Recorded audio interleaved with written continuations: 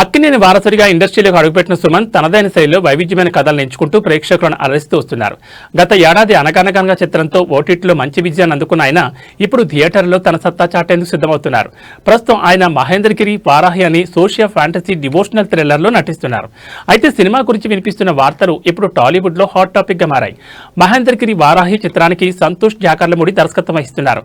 ఆయన ఇంతకుముందు సుమన్తో సుబ్రహ్మణ్యపురం అనే సినిమా రూపొందించారు. ఇప్పుడు భారీ బడ్జెట్తో డివోషనల్ తో థ్రిల్లర్ సినిమా చేస్తున్నారు. ఇందులో మాళవిక నాయర్, మీనాక్షి గోస్వామి హీరోయిన్లుగా నటిస్తున్నారు. రంగమార్తాండ నిర్మాత మధు కాలిపు రాజశ్యామల ఎంటర్టైన్మెంట్స్ బ్యానర్ పై ఈ చిత్రాన్ని నిర్మిస్తున్నారు.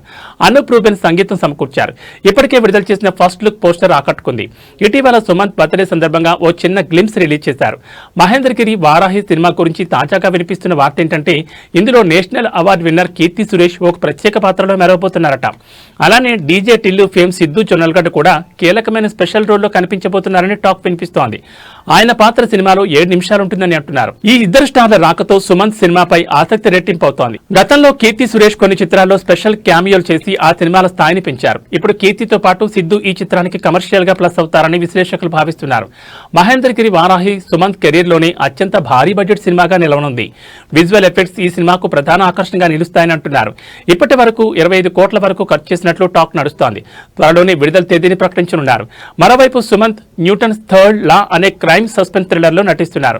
ఏజెంట్ ఆఫ్ కర్మ అనే ట్యాగ్ లైన్ తో రూపొందుతున్న ఈ సినిమా మే 15, 2026 విడుదల కానుంది.